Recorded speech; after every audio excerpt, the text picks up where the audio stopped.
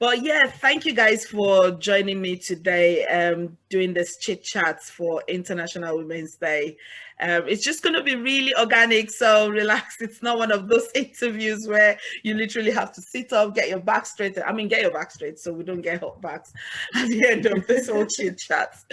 But yeah, so obviously you guys are my colleagues, so you know my name. For the purpose of the people who don't really know, my name is Comfort. I work for Refugee Women Connect, advocacy policy officer. I've only been doing this for the last 2 months now, and it's been fun. It's been fun working alongside Peep and Alice.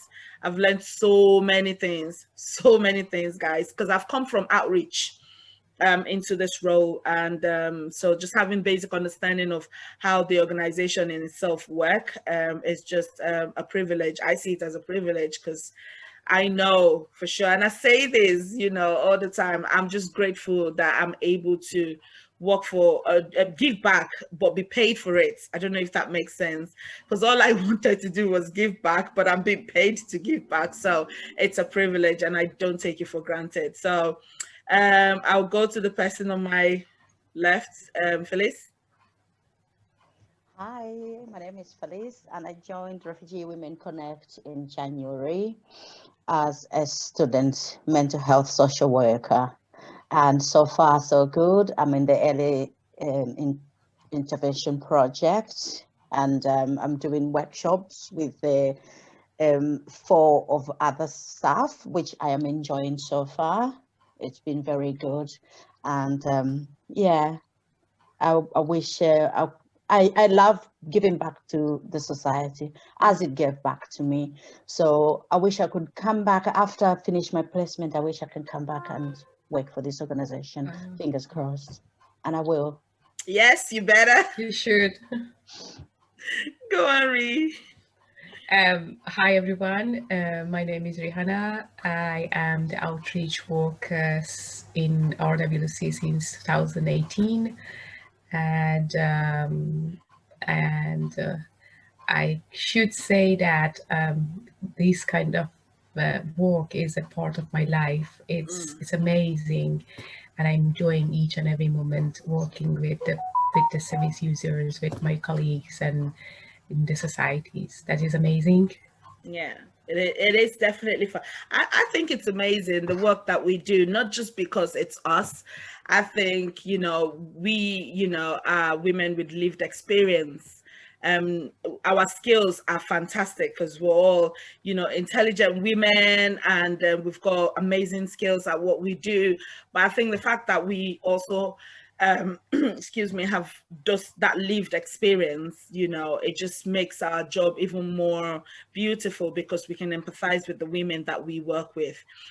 So I guess the fun part is, so when did you seek asylum? When did you get your status? And how did you feel that day? Because if any of our service users are watching this, they could take some encouragement of the waiting time, of this. So I'll go first. So I sought asylum in 2006, if I'm right. Yeah. Are you getting old? Couldn't remember.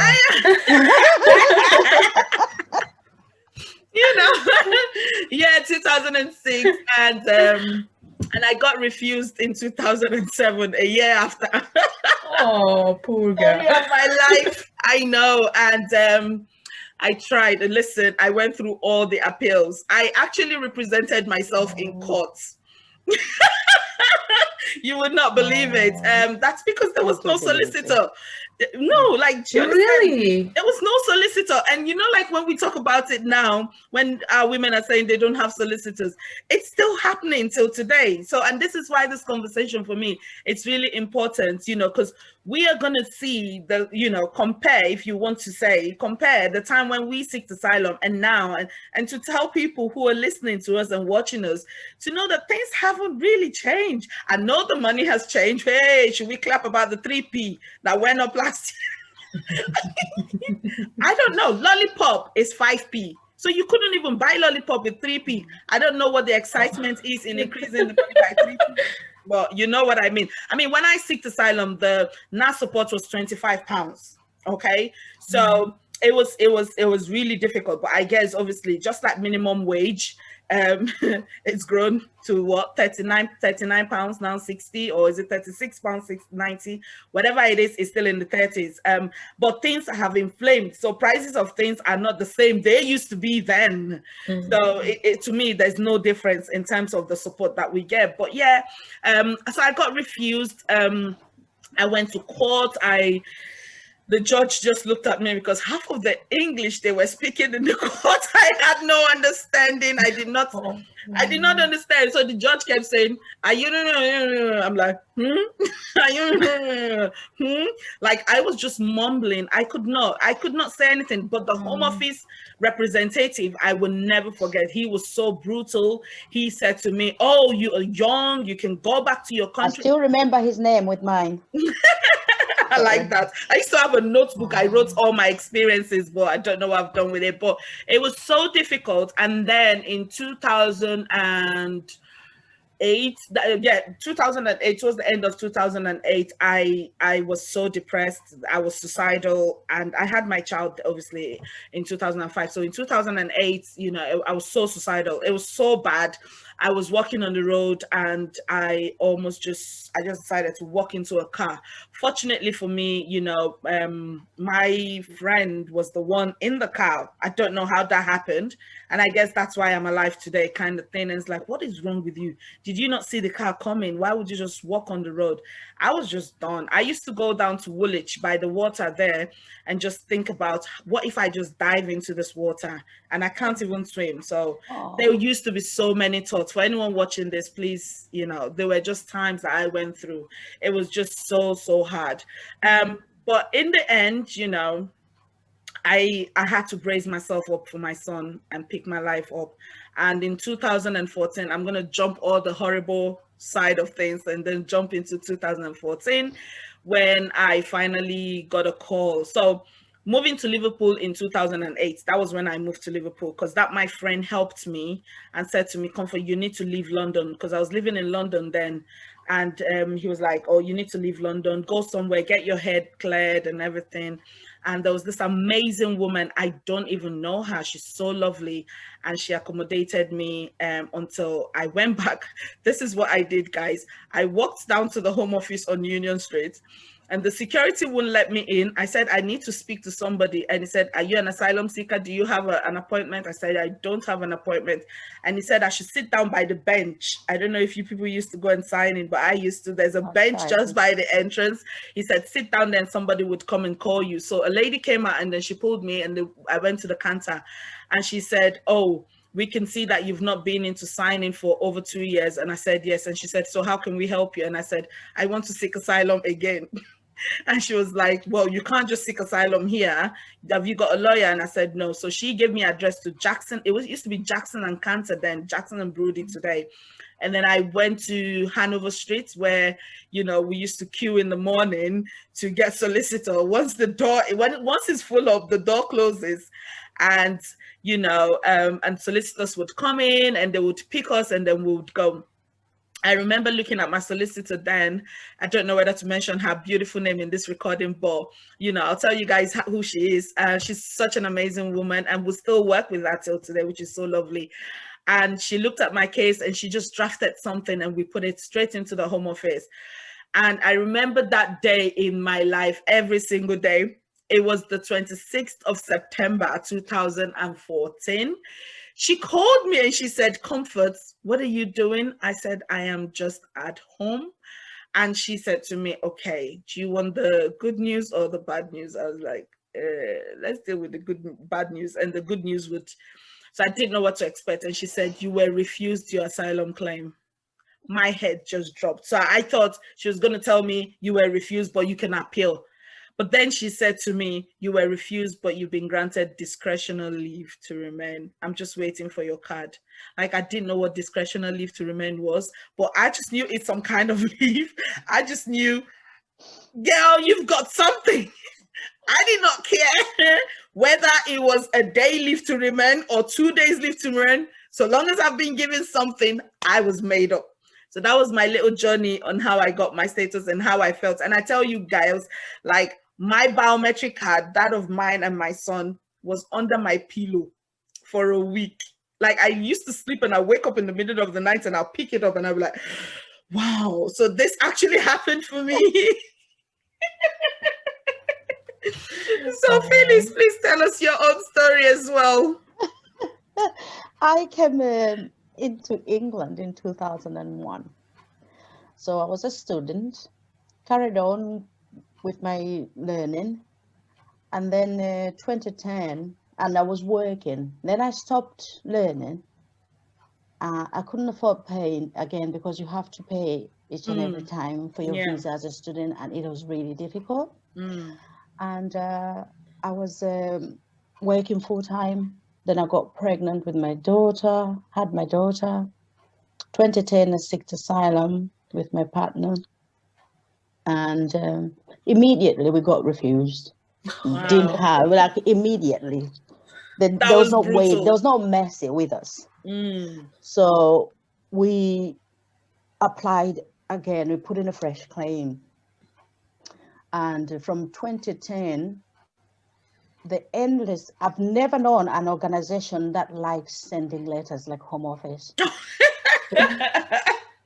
They've changed now. It's email now. I'm still traumatized by the flap of the door when the letters come through. My heart still jumps the same way like the Home Office time. I still have the me file. that time. They post endlessly, and the files are like heavy like that. And half of them, when you're stressed out, you don't even understand what's going on. We didn't have any legal representation. Twice within the year, we went to Stoke-on-Trent, presented ourselves, and the way the Home Office treat people in the court of law when you have no idea what's going on, it's wrong, because that's why I say I still remember the names of our caseworker. I remember the name of the man who was representing Home Office and how brutal he was with us. And then after that, we got refused for the second time. Then they sent us a letter and gave us a date that they've booked our flights and everything, and we're going on that particular day. And guess what? I just given birth then. So they came to our house, well dressed up with bulletproof vest and very scary, and the whole street was standing outside looking at us. Oh my God. They came in the house, bombarded us, and they were forcing us to sign things. And my partner, I don't know what came through him, he refused to sign. He said, I don't want to go. Where do you want me to go? You can't do this to us. And they said, oh, okay, but you're supposed to feel this, blah, blah, blah. So when we refused, we went back to Asylum Link, and I wanted to surprise you, and the Refugee Action helped us. And guess who helped me? Mimi Gashi. Oh, okay. I was saving that story for this. Wow. It was my caseworker who put in another claim for us and supported us with this refusal for signing. And that time, my daughter was born in England, and she was 7 years old, but they were still refusing to send us back, and they had tickets and everything. And they were like, look, this child is basically doesn't know the life there. And then when Mimi spoke to the Home Office and everything, they just said, you know what, you need to ask Tracy to write a letter. So my daughter, at her age, traumatized as she was, she had to write a letter. They would not listen to us, but she had to write a letter like, where are you taking me to? Age of reasoning, isn't it? Exactly. And then for a 7-year-old to be going all through all that, and she was so stressed out and everything. So after a while, they sent us discretional leave. Wow. Yeah, it wasn't too long after our tickets were bought and were bought to send us. They sent us a discretional leave. When it arrived, I didn't even know what to do. I was just crying because I came through. I've never in my life been beaten by bed bugs until I was in England, and it's a shock because I was supposed to be beaten by bed bugs in Africa. I didn't know My baby was beaten. My children, apart from my partner, I don't know what is with his blood, but he never got beat. The boys were like, Your blood is sweeter than him. That's the Yeah, reason. so I went to the doctors with all our body full of things, and we're like, I think we ate something, something is not right. And they looked at us and were like, this is bed bugs. And I was like, what? It's bed bugs. I was like, what is it? And then they were explaining to me, and then that's it. I couldn't sleep. I couldn't stay in the house. I couldn't sleep. I stayed in the kitchen. Then the kitchen started leaking, and I reported to migrant help lots of times. The toilet was leaking through the kitchen, and the kitchen roof fell out. We had to stay in there for a while until I complained. Then I really wrote a strong letter, and I called them. I said, I have worked in this country since 2001 while studying. I've paid my taxes. I've paid my dues. It's not like I've just arrived today. I have been in this country, but please have some decency to treat us like somebody else who's Like a contributing. human, yeah. So they moved us into a different house then. Then they gave us a house when they gave us a discretionary leave then. My house was one that you have to go through. You went into the living room, and the kitchen was so tiny. If you're going to the toilet, you have to go through the kids' room to the toilet. And it was a 2-bedroom with 2 children and my partner. But to go to the toilet, everybody else has to go through the kids' room to the toilet. And the kids couldn't sleep. It was terrible. I didn't know how to have help from for legal help, because even with my home office case, it was right up to the time they were removing us. That's when Mimi came in to help us. When you don't know where to go, it's difficult, isn't it? and the End of women I'm life. working with now, I really can relate to what they're going through, because to be honest with you, the system has not changed. Oh God, They this have is why smarter this ways to go conversation is around so it, lovely. Archie. Yeah. It's like they want to say we've added in money. What's 3P, as you said? The women are still going through the housing issues. Most of the times, the landlords that we have, they don't even look after the house. The amount of molds, the amount of breakage, I was living in the house with the toilet that's leaking through the kitchen, where I have children and a baby, and I'm cooking in that thing, and it's overwhelming. It's really horrible, and it was really bad. It took us from 2011. I had my indefinite leave to remain in 2019. Wow. So all these years, I was paying. Every 2.5 years, we were paying because we were working. That's me. I'm still in the journey. The amount of work I had to put in to bring home £1,000 as a carer was tiring, because you have to work in more hours, and the more hours you do, the more they take the BR tax. I've gone through that. Yeah. And I missed up in raising my kids because I was working nights. My partner was working days so that we can earn a living. We were never on the benefits. Because if we were on benefits, we would not be able to pay for this. So you get caught up in the loop of, okay, I've got to go find a job. I've left my kids when they were young. And then I'm going to work. I'm coming back. I'm tired. I haven't slept. And care work. I've worked with mental health teams. I've worked with the geriatric. I've worked with everybody else, and it's so tiring and so stressful.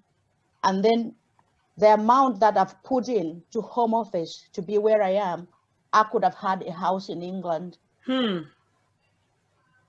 If it's somebody else who was born and bred here, they would pay half of their mortgage just to be where I am. True. And I don't understand that. And on top of that, just this end of last year, I've had to pay in for my child to become British. Both of them. I've paid almost 2,500, 2,600 just for them to be British, when I've got this discretionary leave. It's gone up every year, every single year. Because 6 years ago, when I applied for my son's British citizenship, it was £749, and it's 1,300. I've paid it just now for my And son. they are born and brought up here. That is Yeah, Yes. somehow my nonsense. Yeah. son was born in England. He's still in England. He's never gone He's anywhere. never left. My daughter's never left. She's Wales. 16. Yeah, my son has only been to Wales, London, and Liverpool, maybe Manchester for shopping. Never left the country. And it's wrong the way they It's make us wrong. pay all this. That's And true. it's like nobody else wants to talk about these fees that Home Office take Thank from you. us. Do you know what? Let's go into Nobody wants to. Rihanna Nobody wants to advocate. Sorry, I've for taken it. up too much No, time. no, I've got no, a it's lot to No, fine. whinge no, about. it's good. No, hold that It's. thought because we're coming back to that. Like, let's hear Rihanna. What was your journey like? I mean, in compared to you two stories, mine is a bit easier. I think I was a bit lucky because I didn't face the court matters and a new claim, fresh claims and all. I came 2018 by 23rd Jan 2018, and I came all alone. I was a journalist in my country and I faced the difficulties over there. Sorry. Um, the things which I mean, all these stories for me took almost 8 years and 8 months. Sorry, 8 months. I Wow. was just waiting for my my hearing, and fortunately, the caseworker, I don't know, that was my lucky day that she accepted me. And then exactly 2 weeks after that, I got my, I received a call from my solicitor and she said that, good news, you got accepted to have the leave to remain. And I was like, I mean, for honestly, for a few seconds, I couldn't understand. I was just thinking that my English is good, but at that time, I was just thinking that Lost. I couldn't understand what she's saying. And Mm. could you repeat it again and go slowly because I couldn't understand. I literally burst in tears and she repeated again and I was like, oh, such a relief. Yeah. But in that 8 months here, all stories of accommodation, no monies, and the life expenses, um, and I had a housemates, and the difficulties are having in sharing the places with people from different countries, different culture, and and every day the trauma of their life Yeah. comes to my life because we used to sit together and talk, and they used to say the story. I mean, that is gives more tension and stress to me, that what will happen to me, I mean, if they rejected me, and or what will happen to me if I be homeless, and all these stories that every night I used to sleep with it, that if they reject me, then where should I go, what should I do, how should I earn, I don't have anyone here, how should I survive. I didn't even have the friends to be rely on them, because I was totally new in this country, and not knowing anyone, and not even colleague, family, friends, no one. That was hard in that, but my story compared to your stories is this much. No, I mean, but Rihanna, did you get your full refugee status of 5 years, or was it two That and a is half? for five. No, that is for 5 years old. You have to Yeah. remain. Yeah. Yeah. So I mean, that's good. Which after 5 years, then you can apply for your indefinite leave to Definitely. remain. Yeah. I think after 5 years it will be 1 year Indefinite. indefinite, and then after You one can do year your it will British be citizenship. Isn't it funny that correct. we still have to do that exam? Have you guys seen the questions for British citizenship? I go through a bit. It is a bit funny, but yeah. I I saw a haven't. question. I saw a question there saying, "Who built London Bridge?" So I called my son, who's a British citizen. I went, "Who built London Bridge?" And he goes, "Mom, how do I?" Have you had a chat with British people? They don't even know They don't. anything. Yeah, that's right. They Yeah, don't even know all the And then you history. put the You and question me, to we need to me. know the history. After all the waiting, after the The trauma I've been pain. through, I'm supposed to know what Queen Victoria wore on How her many husbands did she celebration. have? How many husbands? What does that? What that civil education is that? It's a difficult exam, so start reading now. Rihanna, I've got this social work reading to do. That will be the last thing on my case. you still have to do the exam unless you don't want to get your British citizenship. If I finish with this degree, I'll go and walk and You get it. I say, you know what? I've done enough in university. Don't even increase on know, my problems. I know, literally, it's so difficult. But anyway, I just thought I'd chip that in. So, guys, thank you so much for your stories. I mean, it's just relatable to every single thing that our women are going through. We've talked about the waiting period, representing ourselves in court. And we've seen that happening even now, whereby the pandemic has even made it even worse. Like all the solicitors that we used to call and just, book appointment for our clients, then they either furloughed or they've packed up, there's no job or something. Like literally, I don't know how the casework team are managing these days, because that used to be me searching and searching and searching for solicitors. And we're still seeing that today. We talked about bad housing. Oh, tell me, how many calls do we get on a day-to-day basis? I mean, my experience with housing, I remember the circle officer telling me, oh, you're a beggar with choice. And I'm like, I looked at him and I was like, excuse me, a beggar with choice? You call me a beggar? Like, I don't understand. I mean, I've lived in this country now since 2002, and you can't just look at me and call me a beggar. Like, I don't understand why you even think for a second that I'm a beggar, but that's besides it. But we've talked about, the horrible housing officers can be. And then we thought Circle coming up with this migrant help thing would help, whereby you ring migrant help. They said, oh, that in fact, that just went pear-shaped compared to what we wanted it to be. It meant that, you could not even reach anybody. And migrant help was so slow with training their staffs and getting more staffs, and that made things really, really difficult. So compared to, go on, Phalyce. I remember every week we had problems with our ACT card, the post office. And at the post office, excuse me, It's fine. At the post office, most of the times they were so rude, and they were calling us as, you people, you only come here and get the money. I hate that word, you people. And you should stop having all this free money. But that was like £35 per person, or 37 pounds. And I remember how the people who moved us from the initial accommodation at Bellicott, I had a small Barbie TV for my daughter. They told me that if you can afford to have a Barbie TV, you don't need the help. You're not supposed to have TV. We were refused to have TV in our houses as asylum seekers then. Yeah. We were refused to have, even they would come and look at your clothes and look at the other things. Yeah. And then I was like, I've had a life in this country. I actually owned a house. Like, I have couches and TVs and stuff, and you don't want me to have it? And even for a child, what do you want me to do with my daughter? I didn't know that babies go through much stress. She ended up in hospital, and it was down to being distressed because everything that she knew was before they moved us. They moved us from Coventry to Liverpool.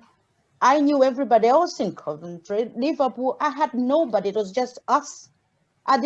When she got sick that week, when we arrived from the initial accommodation to the house, she got so sick and I didn't know what was happening. I asked my neighbor, I don't even know the numbers to the taxi. Nobody else was picking our calls. So I asked my neighbor, who was not even happy with asylum seekers next door. He said, I'll give you the number later. He threw it through the letterbox. I had to run then. We used to buy phone card, the cards. Scratch card, and then you top up your phone. Scratch card. Then we took a taxi from my house to Order Hospital. she spent a week in hospital, even had an operation in hospital. It was really awful. And within that, I didn't even know my whereabouts. I didn't know what to Yeah. do. Nobody else helped me.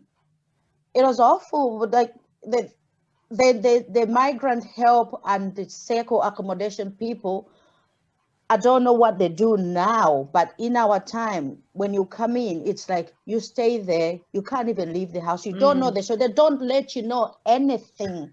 Yeah. I mean, they're supposed to. I remember, after he told me the horrible thing and brought me to the accommodation, he gave me this book.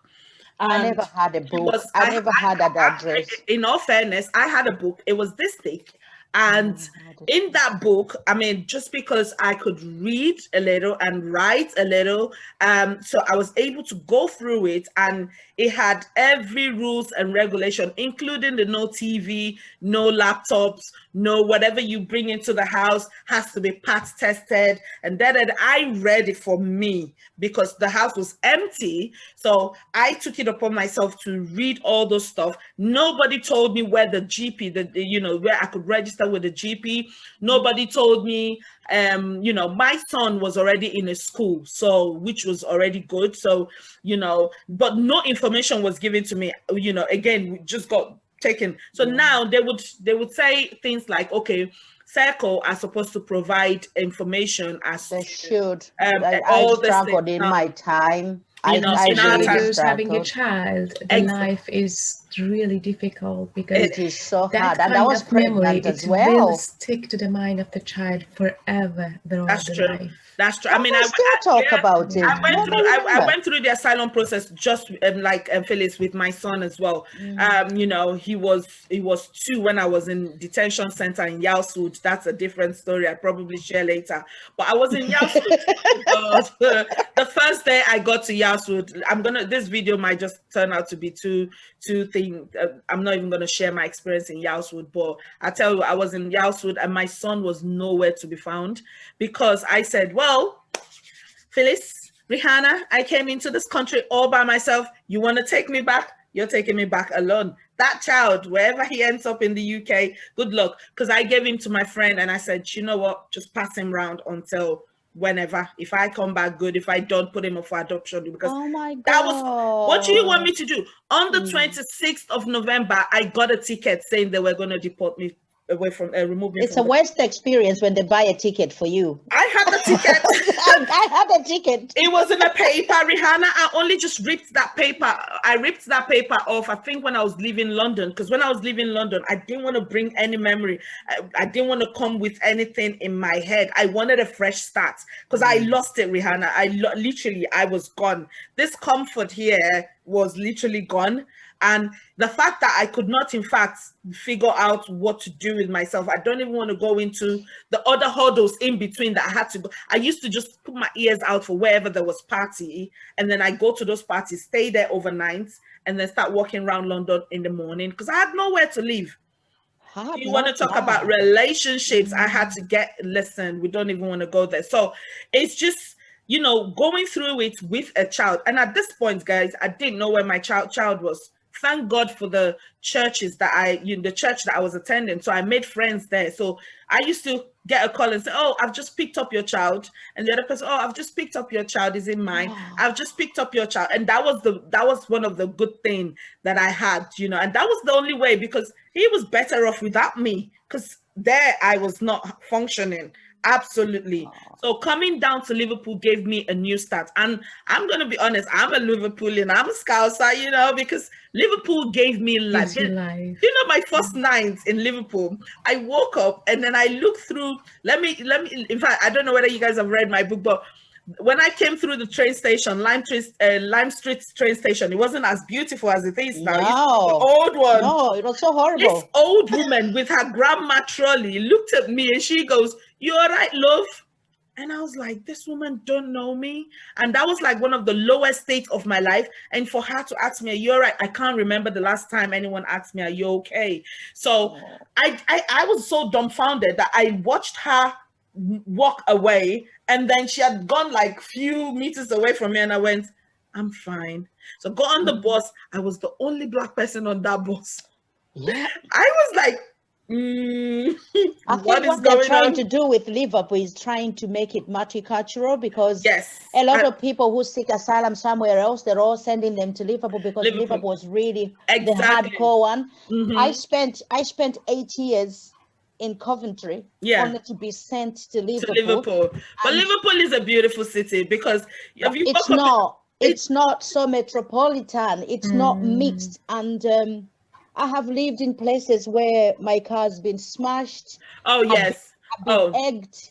I've I've been been told egged. to go away, and I've had like a punctured tires. I've had to Oh, run away, you know Still what? is literally run there. away. Unfortunately, You know still is the you there. know the you know the reason why I say Liverpool is a beautiful place. I think for me it's just the people. I was going to tell you guys the story of me waking up my first night and I looked downstairs and I saw all these women taking their children to school with pajamas.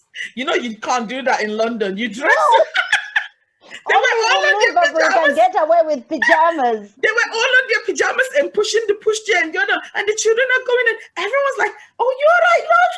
You're gonna Uh, just go down." For the greeting and stuff, when you're in the right place, It's it's actually lovely. the perfect place to be, It's because the lovely. people talk. They will say Mm. hi to you. They will even ask you They about smile weather, at and you'll you. be like, "Do I know you from somewhere?" And then I'll just carry on with the conversation. We like that. Do you know what? They're nice. I don't really. Do you know one thing? Yeah, half of the time, they might not really be nice, but I'm always nice to them. So I don't care whether they're nice to me. When I told you my circle accommodation is just next door here.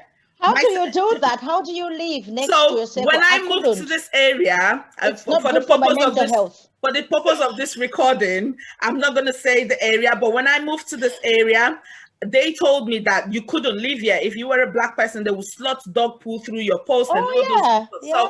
I decided, I said, you know what, don't worry. So when I moved, I made my little puff puff. Rihanna, do you remember them? I make them a drop in. It's lovely, I tasty. made puff puff and I went to the next door neighbor and I went, "Hello, my name is Comfort and this is my son Ezekiel and we're your next door neighbor." So we did that. And I tell you what, Ezekiel's ninth birthday, the lady across the road hired an ice cream van packed in front of my house for all the children who came to the house, which was about 20 something children, but all of them ice cream. My next door neighbor in that street still brings Christmas present, birthday presents to That's Ezekiel because nice. we built that relationship. That when we got our status, you know, the 28 days to vacate Yeah, cycle house, I yeah. had torn my Achilles tendon and I saw this house to Oh, let and I thought, you know what, I've loved this area. Everyone in this area knows. I can tell you this for a fact, there were only 2 black people in this area when I first moved here. There was another lady. We ended up becoming friends somehow. That was my loveliest memory in my Oh yeah, life. I know. oh, that's nice. I didn't have, I still don't have anyone here. I mean, Comfort, and that was my first delivery. yeah. And Comfort, she's amazing. She's Oh, so lovely. She's my mom, my sister, my friend, my colleague. She's everyone for me, really. Oh, Oh, Rihanna, And that's so she know. nice. surprised me that she on her house, at her Hmm. house, she decorated so nicely. She Yeah, arranged a lovely table with lovely foods and everything, it everything. was beautiful. And she arranged a game also for Oh us. God, And Rihanna, we I had a can't good take You the see, stress. credit. I think the beauty about this Yeah, is we It's pick up each other, and amazing. the friends become family. that's right. That's yeah, That's And right. they're that's even true. more than family, because Mm-hmm. the Yeah. things that integration with other people with time, there's a Mm-hmm. method to this madness of home office just throwing everybody But everywhere. everywhere. Yeah. We accepted it, and here Mm-hmm. we are, we're Mm-hmm. working to give back to the community, and we become Exactly. family as well. Very And that true. was if you don't have anyone, if someone's like supporting you, helping you, Mm. it's like it's It's making your heart nice. so It warm. feels, it It's makes you like, feel good. I Already have it's someone medicine. here. It's medicine for our mental well-being, Yeah. because Exactly. when you're alone, and there's people like Comfort who Oh God, say, you know what, you've got my time. you've got Yeah, me anytime though. You You know know that that. that's the best thing you can ever that's have, to true. relieve somebody else from whatever's going on in their lives. The And she perfect arranged everything. You thumbs should up. be there. Oh, Still, Rihanna, we have lots of photos, and I know. it's amazing. And that Oh, was like, Oh, I have The some. video when you guys Excellent, pop the yeah. balloon to know the sex of the baby, I still have it. And every time I watch it, I get goosebumps. Yeah, You me guys, too. if you listen to the video, my voice was so prominent. I was like, Oh, that's so it was cute. That's so right. lovely. I Yeah. mean, So cute. I know that leads us to what I want us to talk about next. It's so beautiful Okay. that we've shared our stories, but again, I This is mean, and proper then compare. organic, yeah? Like this is just organic. Like you can't get it anywhere. That's so good. You can't get this kind of gist anywhere. No, You you can't know, get this chat I mean, anywhere. it just leads to how I joined Refugee Women Connect, which is the Mm. reason why the three of us are families. Yes. That's You right. know, I Yes. mean, Yeah. I don't have any family related person in the United Kingdom. My colleagues are I always say that to Alice, you're my family because I don't have any except my boys, obviously. And then that's just it. Mm. So, you know, how I joined Refugee Women Connect, I think it just ties into what we've just been sharing as in our love and our connection. Again, being an asylum seeker, after I got my status, I got the first year was a discretionary leave. It came with all the I call it the goodies. Came with the goodies, so it meant I was not restricted as to public funds. And then I extended, and this time when I Mm. extended, I got leave to remain with no recourse to public funds. When I got that, I was startled because I wondered how I was supposed to cope. At this time, my son was British, so I didn't understand. I was confused. I was Mm. heartbroken. I wasn't on benefits, guys. Ever since I got my status, I've worked. Before I got my status, I was already an advisor at the Citizens Advice Bureau. I was part of their equality, diversity and equality project, which they had. So I was working in the CAB as an advisor, which was really good. And in fact, when I got my status, obviously, like I shared, I had my Achilles tendon ripped, and I needed some experience. So I was working at the CAB and hunting for jobs. I finally got a job at a support work as a support worker, and then progressed to becoming a manual handling trainer, which I really, really enjoyed. But the thing is, the little child benefits that I was getting, and you know, when I don't get enough hours, you know, the tax credits and the child benefits covers it. And now getting a status with no recourse to public funds, and I went through the no recourse. You could not get tax credits, you could not even get your child benefits. So this is me on the phone. I just want to check. I've got no recourse to public funds, but my child is British. Can I still claim? And they said no. And I'm like, but he's British. And every British child gets it. And I Good, was good. Yeah. told no, because the payment goes to me. Yes, it comes to me, but I use it on your British child. I was so upset. I was crying, I was wailing. And then someone told me about Meringue. So we used to be known as Meringue, isn't it? So I went to Meringue and I met the loveliest human, tiny, pretty, Oh. I quiet, know her. Hattie. beautiful Hattie. She was just going She was everywhere. an angel for everyone. I know. She was so cute because when I was waiting for her, she was just going everywhere, everywhere. She was like, everyone wants Hattie. Hattie there, Hattie there. I was like, Yeah, she and was I so thought, good. no wonder she is so tiny because she She can't put on weight. she can never She put on cannot weight. fit. Bless She's her. I know she's She's such an angel. So when I saw her, that she was so busy, and I'm the person that really, I don't like to stress anybody at all. I just hate it when I'm a burden to you. I noticed she was so busy, and I said to her, listen, I understand you're so busy. I don't know when I'm going to be able to meet you in your office. I'm happy to walk around your time. Don't worry. But I just know that there's no way me and you are going to sit down and I'll be crying on top of everybody screaming, Hattie, Hattie. So I said to her, I'll go and then I'll come back and see you. And you know what? She was so kind enough, and she was like, Comfort, I'm gonna come and see you. And because I saw people taking clothes, and I never knew that, you know, there are places I can donate clothes to. So I said to her, I also have some clothes. I was given a ticket to go get clothes, and I was like, no, I'm good with clothes. But I've got some clothes I want to donate. And she said she can come and pick it up and then listen to what I came here to do, which was fantastic. 2 days later, Hattie came over and went through the no recourse with no recourse to public funds with me and everything. Very helpful. I went back to dropping. I would just go there for the fun of it, but it's just so beautiful looking at the women. And I remember one of these days I saw Hattie and I said to her, if you ever lose your job or whatever, I said to her, I think in line of, oh no, she said, I said, I'd love to do your job. If you ever quit, I would do your job or something in that line. And she was like, oh, she's always very positive, and that was one thing I learned from her. She said to me, oh, Comfort, yeah, I'll let you know whenever there's a job going, I'll definitely let you know.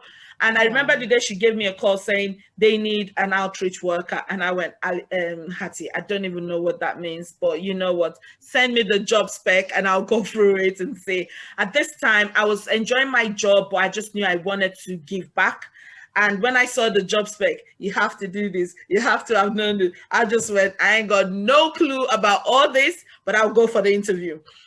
The day of the interview, I got there, met all the lovely Alison, I think it was Alison. There were a couple of them, and then, oh God, how can I forget her name? She's so lovely. Oh, she's gone now. I think she's in Greece. Rihanna, do you remember her? She did your interview.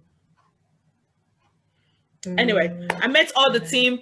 It was on the day of the interview. It was myself, Alice, Mandana, and Paramjit. Is it Paramjit? No, not Paramjit.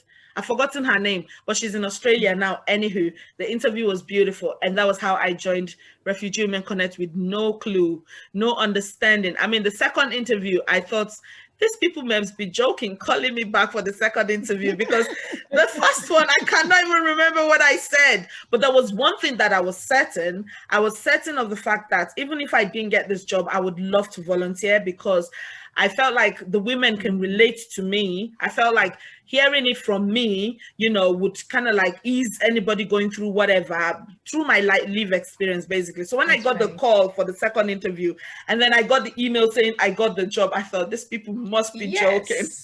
They must be joking. And I didn't even take long, and I was diving into drop-ins, doing drop-ins in St. Helens, in Liverpool, and you are very good at it. Well, and you are coming up and up. Everybody say that. You will be a board member. Exactly. Slowly. Slowly getting there, you. She's so good. One thing, and sorry to interrupt. No, it's fine. One thing, and just sharing things with you. Yeah. I have the Hattie things in my life.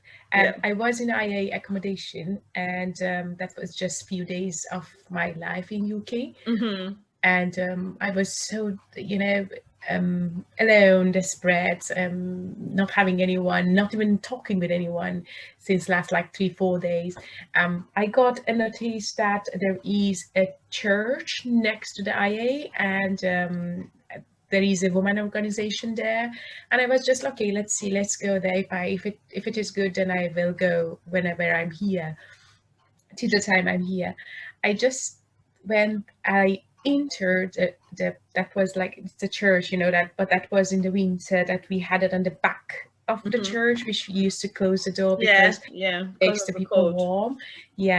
And then one Iranian lady, she was trying to talk. I just grabbed my tea, and one Iranian lady, she wanted to talk with Hattie, but because of the language barrier, she wasn't able to convey her message she needs. And I was just, I had a double mind that should I interfere? Should I tell that I can do or not? And then I was like, okay, I'll tell, because she literally struggling to talking with her. She have a child, and her child needs the basic things. And I was like, okay, it's a child. Even if they told me that is none of your business, still does the child matter? The welfare of the child is number one. And I was like, okay, I'll go there. And I was like, I started a conversation that, do you want me to interpret what she wants to tell you? And Hattie was like, yeah, if you could, why not? And I was like, and then once the interpreting things happen, and then she said that your English is good. And I said that I'm just here, I just moved here. If anytime you need me, if any Iranian come to you, I can do this if you want it. And she was like, yeah, we need the volunteer, and you can come over for the training.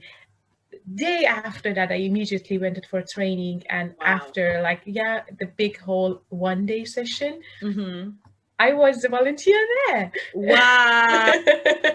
Well done, it was like first that was fast tracked. Exactly. And that was like my first voluntary job and my first interaction with the UK society. And then once I get my lift remain, I was like, that I told Hattie that I told Hattie and Ellen Yeah. that if at all you have any placement, and just let me know, because I was working I was volunteering with the Meringue for 6 months Yes, there. I remember you, and you used to do a lot of talk in like the what is it now? The country house, whatever it's called. I call it the country.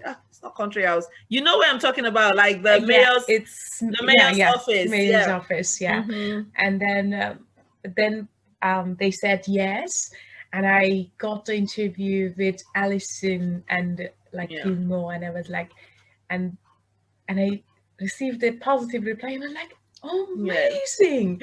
A place is like, it gives me a life. Then I Mm.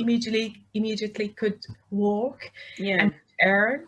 That's very nice. I never been on yeah, and I immediately get my leave to remain, but I never um been on benefit. Yeah. Mm.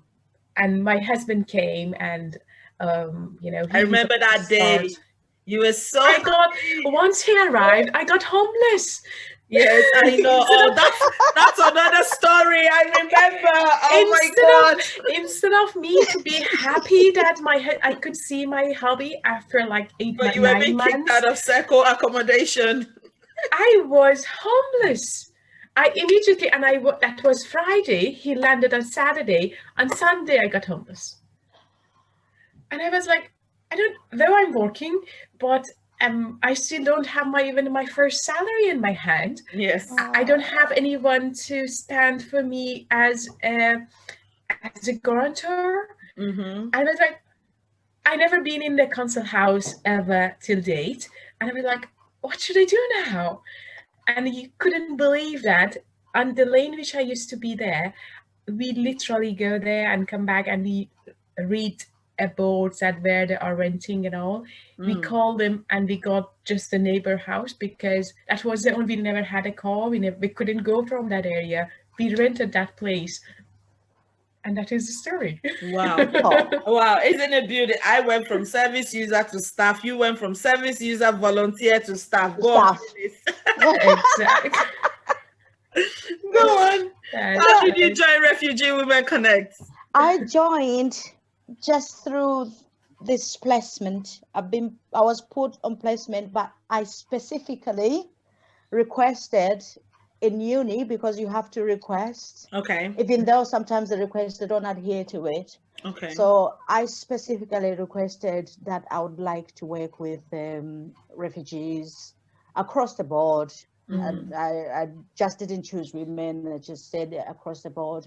I've had times I volunteered at nursing home, and I volunteered at Sahir House as a receptionist. Oh. Mm. Oh. So I specifically requested to go back there as well Ooh. for learning experience. Yeah. But they're all closed. Oh yeah. So they actually gave me Refugee Women Connect, which I was so happy. Mm-hmm. I've been placed by the most amazing people. Oh. And he's And working so good. You I couldn't would take believe this that. experience for the Yeah. rest of my life, because this is my first placement. Mm-hmm. I don't know what the next, the third, the fourth brings, but this has been the best stepping Wow. stone for me, and I'll forever be grateful Oh. given this Comfort, I should say opportunity. that she literally fight for the ladies to Oh. get. She's encouraging ladies for the ESOL classes, and she Wow. literally fight for them to That get is a good. place and enroll them, Do and you that know is what? Absolutely. amazing. And That is I'm chasing not going to up that, rest for okay, where nothing. she is, what she's doing, how is her health? Okay, she's not coming. Why?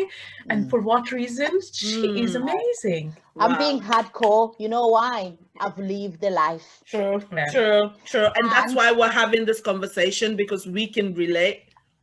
I was actually given we know when the early action integration project was happening, when Yeah. it started, I just started placement, and I was put in there. And when I was given this chance by Emma to organize this ESO thing, Mm-hmm. I was like on it. I Mm-hmm. rang everybody else. I actually tormented the Liverpool City Council. Tormented. That's the word, because I never stopped. Good. I never stopped. I was like back and forth with emails. Yeah, good. And Cheers. I was Cheers. with the pandemic, everybody's shut. But this lady, she was like, okay, you've given me work to do. I'll do it for you. Give us 5 ladies. I'll meet them face to face, pandemic or not. I'll help you. And I was like, thank you. Yeah. I walk away knowing in my heart that That I've you've- helped. Mm. And Yeah, it's the someone. best feeling ever. And I linked up with Smile Outreach. And I said, I know we're not supposed to get gifts, but I have these 5 women that have enrolled in ESO, and I really would love to see them learn English. Wow. Learn English. Yeah, It's she's a donating foundation. tablets as well. I have donated the tablets. Yes, they've given. You know what? I could have been saying, I am from Africa. Oh, it's poor. Oh, I'm Hey. sending it to my people. God. I have this thing that education is. I know other people, they say education is not the key, but to me, Oh no, it is so good. it lifts you up to somewhere, because if you can communicate, you stand a better chance. That's I true. wasn't able to communicate. Why shouldn't I try and teach somebody else to communicate? Because the moment I learn to communicate, I'm like, I'm even becoming Scouse. I'm a Scouse. Can you hear me speak my Scouse? I'm a Scouse. I love. This is so beautiful. I mean, like, it's definitely been a beautiful journey for me, and where we are now, and just having this conversation with you guys makes me feel like, you know, I cannot wait for our women, because we're not going to be in this job forever. You know, like we've shared that, you know, Rihanna's been from a service user and became a volunteer and now a member of staff. You're going to be a CEO one day. You know, yes, we're not going to be in the same position, but the people that you want them to take over from you are going to be one of these women that you're probably talking to, because this change that we want to see, this change of, you know, reforming the asylum system, especially for women, you know, it's not a day thing. Rome was not built in a day, you know, but make sure on your journey you put a brick. Like Phalyce said, you know, she's put a brick to get women to get education, to make sure they're informed, because guys, they have that knowledge, because imagine you come in, you don't even know what the Home Office writes. They write to torment you. The Home Office can write, and you, oh God, you're so stressed out, you can't even read. You don't know what's going on. All you know is the bad stories, because humans, we give each other the bad stories only. That's true. Especially when you're stressed out, it's like the bad stories actually attracts.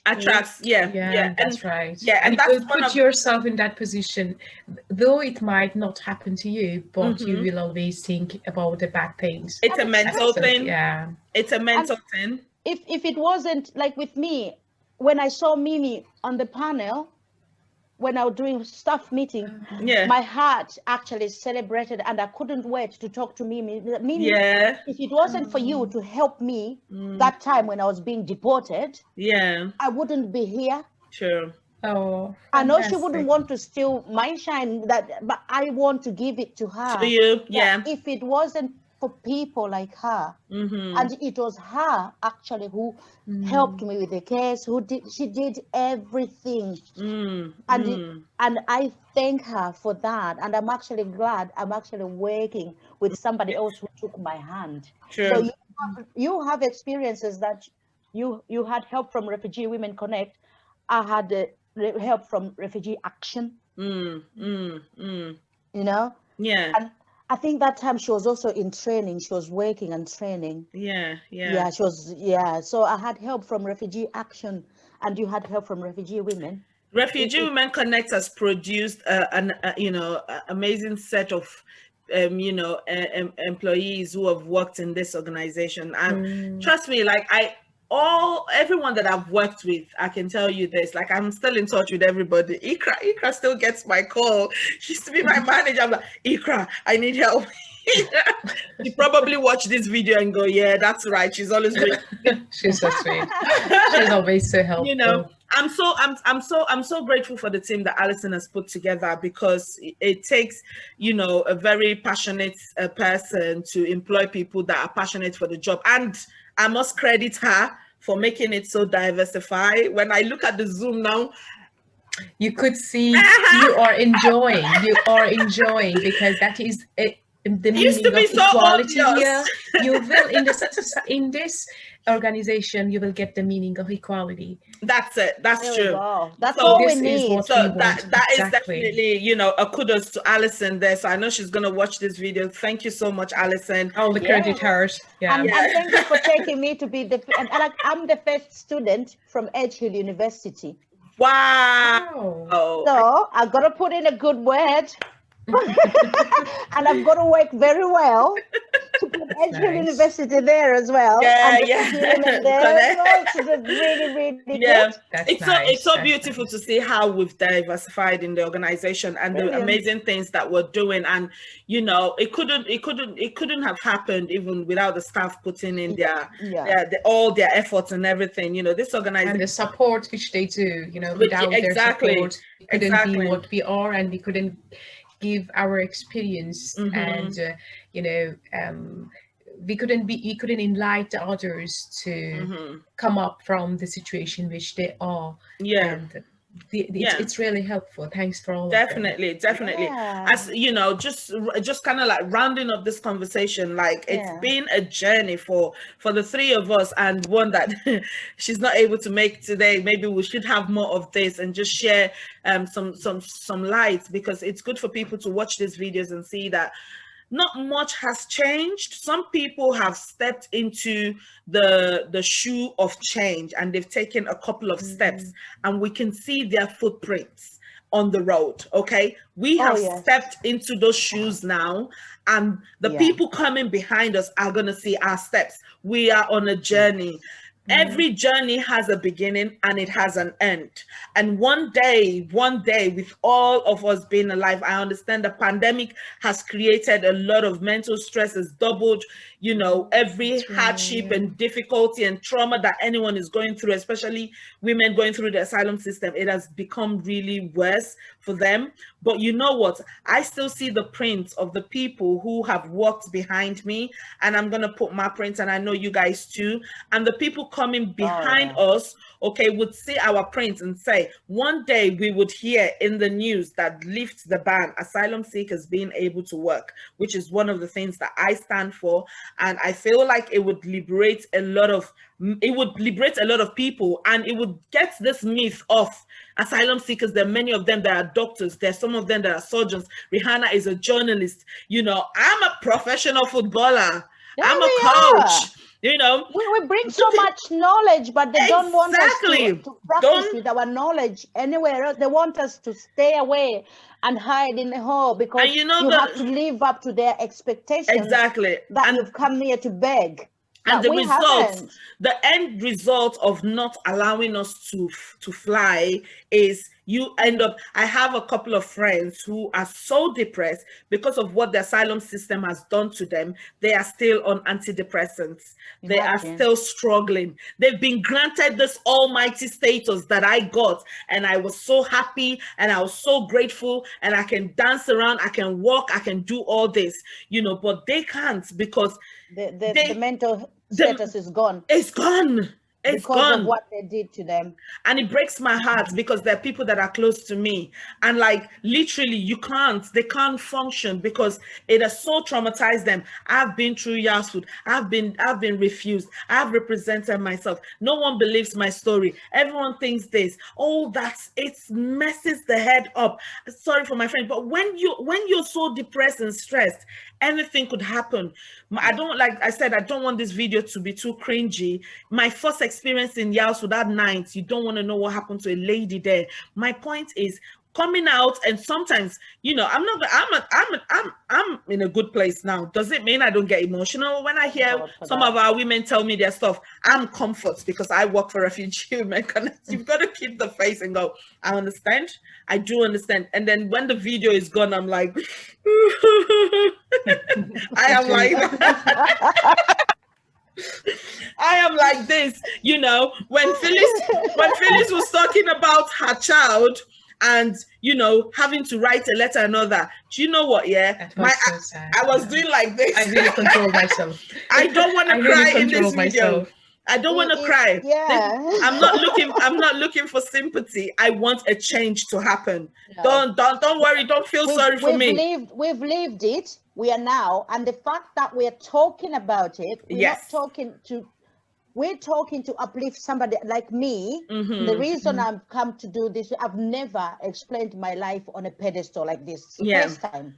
Mm. But for me to talk about this, I want to uplift somebody else's True. show, somebody else's No one life. else like That us should suffer. Mm. yes, Mm. you have us to help you. Yeah. Now you like it, the difference is there's places you can walk into or call and ask for help, and there's charities like this. Thank Mm. God Thank God. they're actually changing people's lives, Mm. Mm. and people should act even if it doesn't make any difference with you. But fact that you're not alone. I was alone. Mm. Humanity is always there. That is it. Yeah. So we should celebrate this change. We should celebrate our Mm. life that, okay, we went through that much hardship. It messed us a little bit, but here we are. Look at us. Yes, yes, yes. So, in your And we own will words, improve ourselves. We won't stay in the same stage. We'll No. definitely come up, true, and we true. will help lots of people along with us Yeah. to build Yes. the society better and better every Mm-hmm. day. Mm-hmm. We don't want And it to have a poor society. We don't want it to have the people just, you know, be so down. Mm-hmm. We need to uplift lots of people along with Mm-hmm. ourselves. Yeah, I'm yes. definitely gonna end this. I want us to end this video with two things. So one is to just put out a plea there for fundraising support, and then secondly, I want us to encourage any service users that is watching this. I don't know where this video is gonna go to, guys. I don't know. Probably I did Where some is stuff. it going? Where is this our chat going? Right, it's going. It's Where are we recorded. gonna end up to? We might end up in the, by the way, in the parliamentary, because my story is apparently going into the parliamentary. So Priti Patel and Boris Johnson might just be reading about me very soon. Nice. I know. I want them to call me so I can tell them what they need to change about the asylum system, because I have so much to tell them, you know. But no, definitely for anyone that is watching this, be it a service user, be it someone who's lived asylum, you know, gone through the asylum process, you know, stay strong, hang in there. You've started this. You can't give up now. Look at you. You know, you've had the energy to come from wherever you've come from, whether, you know, whatever means you've come into the country, it doesn't matter. You're here now. That's what matters.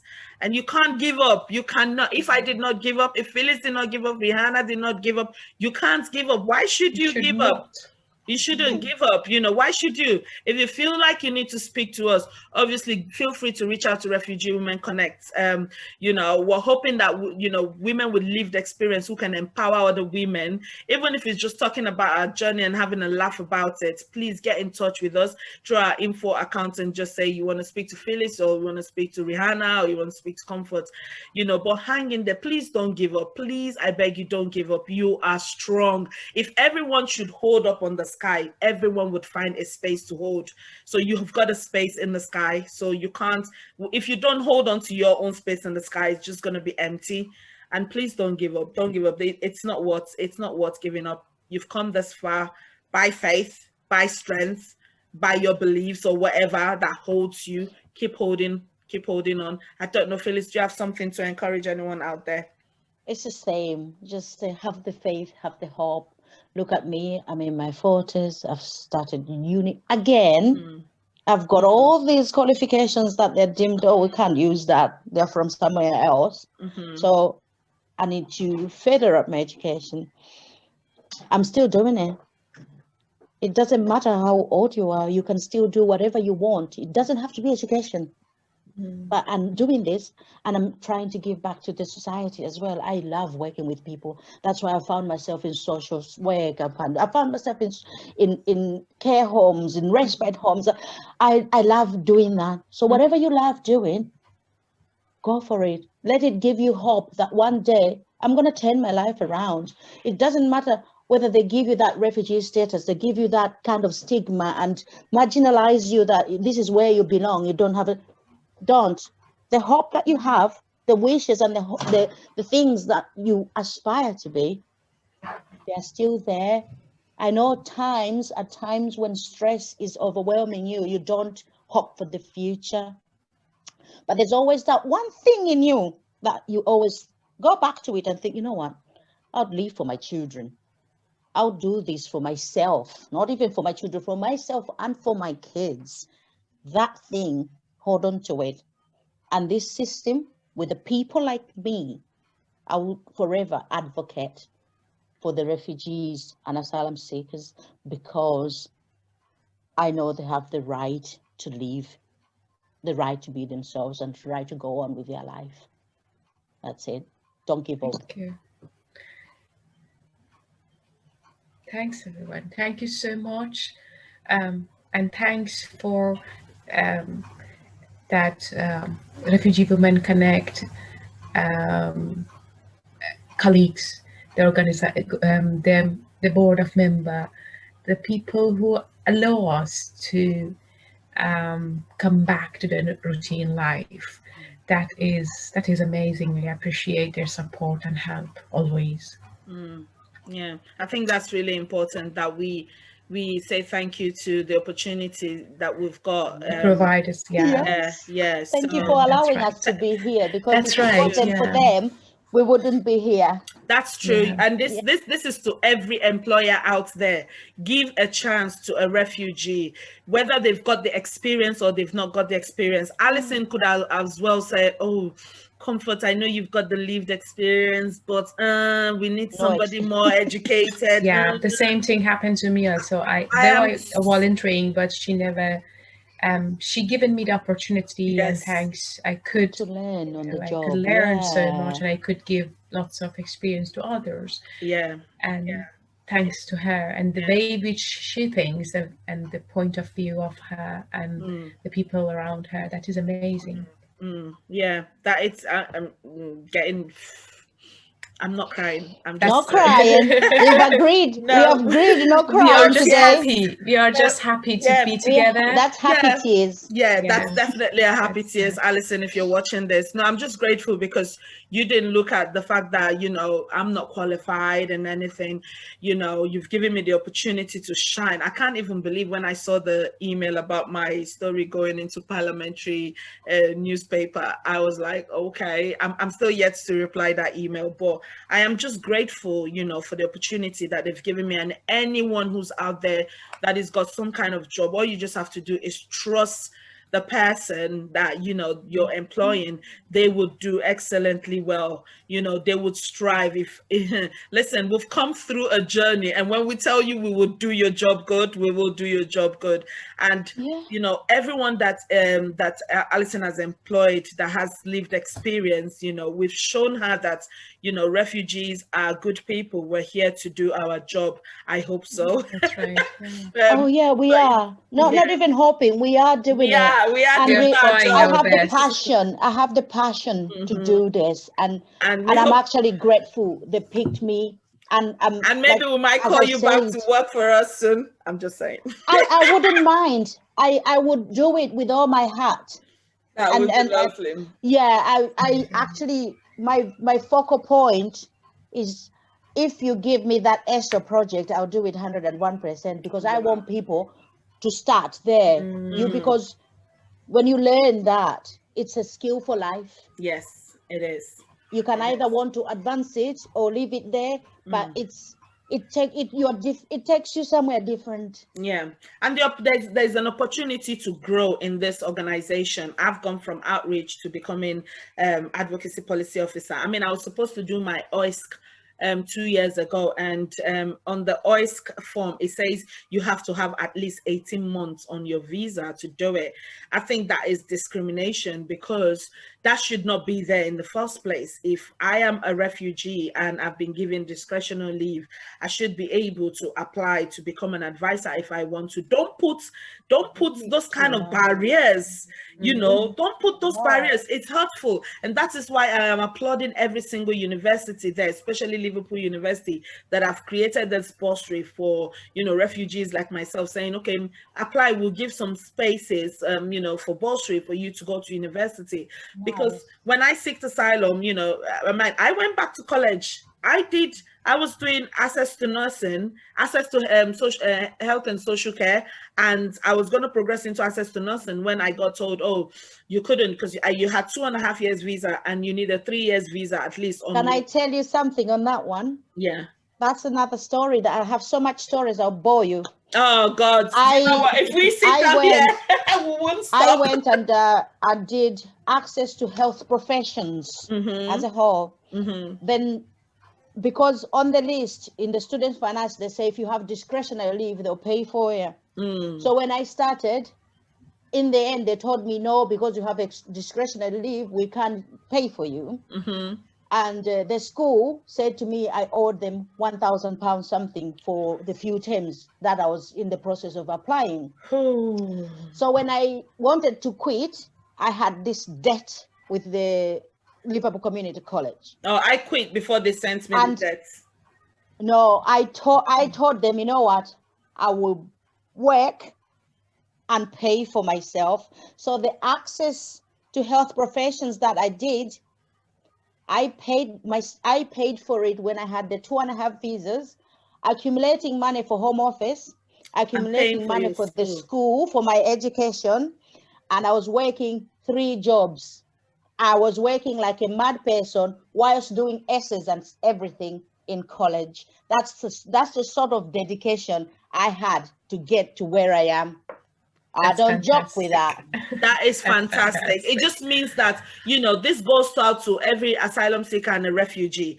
It's not all jolly. You've got to put some effort in it as well to get to where you want to get to. In as much as there's a lot of barriers that are already holding you back and pushing you back. And, you know, sometimes you've got to look for this resilience and say, okay, right, if that's the game you want to play, like you've just mentioned, you know, if you can, but you shouldn't be in the first place. That shouldn't have been your case. You know, you're trying to better your life. You're trying to not sit on the government benefits. You're trying to do something. And these are another things. But you know what? Yeah, your resilience, your persistence and your determination to make something out of your life has pushed you to be so disciplined with money to the point whereby you're like, okay, this is a sacrifice. Okay, so there's a lot of sacrifices that were, you know, we can sit down here.